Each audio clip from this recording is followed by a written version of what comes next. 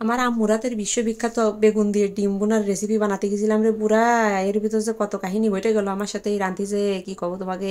আসসালামু আলাইকুম, কেমন আছেন আপনারা সবাই? এই দেখেন আমি প্রথমে কিন্তু কড়াই বসাই দিয়েছি, চুলোয় কড়াই বসাই দিয়ে এর মধ্যে খানিক তেল দিয়ে এই যে লবণ হলুদ মাহাইরা বেগুনগুলো সুন্দর করে একেবারে এই যে ঢাইকে ঝাঁকানাকা করে বাইজে নেবো, বুঝছেন? এই যে সুন্দর মতো উল্টোই দেবো, এবার ঢাকনাটা নামাইয়ে ডাউনটা নামাই এই যে উল্টোই দেওয়ার পর এরকম উল্টোয়ে এই বেগুনগুলোরে সুন্দর করে একেবারে বাইজে নিতে হবে। দেখা দিক কি পরিমাণ তেল লাগে বেগুন ভাজতে গেলে, এত তেল লাগে বুঝলে বেগুন আর খাতেই ইচ্ছা করে না। সে আল্লাহর এত তেল, তুই বেগুন তুই সুন্দর করে ভাজা হয়ে যাবি, তোর কি জন্য এত তেল লাগবে? দেখো দি পুরো তেল টাইনে খাইয়ে বসে রয়েছে। তুই কি মনে রেছিস আমিও কম না, আর দেবো না তেল। আর দেখেন এই যে 5টা ডিম সেদ্ধ করে নিয়েছিলাম, দেশি মুরগির ডিম। ইতিহাস সাক্ষী জীবনে দেশি দেশি মুরগির ডিম জীবনেও ভালোই চুলা যায় না, খানিক খোঁজ খাবলা উঠে যায়। এরম সেরমই উঠে গেছে। এবার কড়াইয়ের মধ্যে বেগুন উঠে আর একটু তেল দিয়ে ওর ভিতর দিয়ে দিলাম লবণ আর হলুদ, দিয়ে এবার এই যে একটু নাড়াই ছাড়াই নিয়ে এবার এর ভিতর সেই ডিম 5টা সাল চামড়া উঠা ডিম আর কি, বসছেন? তাই দিয়ে দিচ্ছি। হরে ডিম ডিম রে, আরও নাটক করতেছি সেই যে আরও দেখেন খানিক খানিক এই যে লাগিয়ে লাগিয়ে আরও উঠে যাচ্ছে। কত বড় সাহস, তুই পাইছে গেছি রে ডিম, এটা শ্বশুর বাড়ি, যদি বাপের বাড়ি হতো একদম টফা টফ সব করে গিলে ফেলা দিতাম। এই সাল চামড়া উঠে গেলে কি রান্তি মনে করে কোন দি? যা নাটক কম করে, এখন তোরে উঠোই ফেলবো আর বাঁচবো না। দেখ দি উঠে উঠে আরও খানিক কোড়ের ভিতর থাইয়ে যাচ্ছে।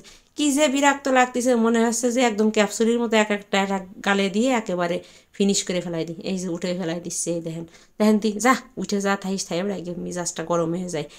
এবার ওই কোড়ের মধ্যে এই যে আর খানিক তেল দিয়ে এবার এর মধ্যে দিয়ে দেবো এই যে বিলিন্ডারে বিলিন্ড করে থুইছিলাম সেই পেঁয়াজ বাটা, বুঝছেন? এই যে পেঁয়াজ বেটে থুইছিলাম সেই পেঁয়াজ বাটা দিয়ে দিচ্ছি।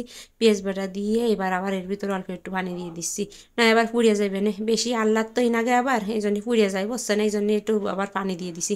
আচ্ছা দিয়ে এবার আসছে আমি একটু নাড়াই ছাড়াই নেবো, যে সুন্দর করে একটু নাড়াই ছাড়াই এবার করলাম এর মধ্যে আদা রসুন বাটা জিরে বাটা এইসব দিয়ে দেবো। জিরে টিরে গুঁড়ো হচ্ছে আমার, জিরে বাটা টাটা এইসব খাতেই বেশি ভালো লাগে। এই যে দিয়ে দিছি আদা বাটা, তারপরে দিয়ে দেবো রসুন বাটা, তারপরে দিয়ে দেবো জিরে বাটা।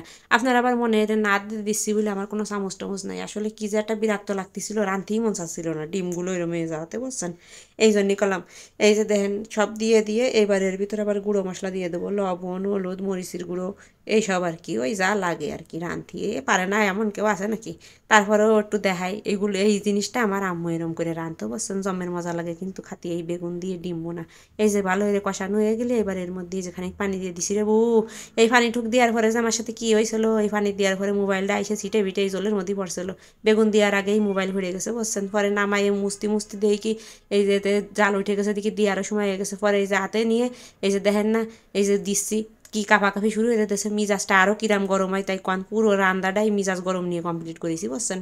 এই যে তারপরে এই যে হয়ে গেছে, কিন্তু এর ভিতর কিন্তু একটু দুনিয়ার পাতাও দিছিলাম, দুনিয়ার পাতা দিছিলাম, কি যে মজা হয়েছিল। কিন্তু এই ভিডিওটা উঠিনি, বুঝছেন? মিজাজ গরম ছিল তো, এই জন্যই। আপনারা রাইন্দে দেখেন একদিন। ভালো থাকেন সবাই, আল্লাহ হাফেজ।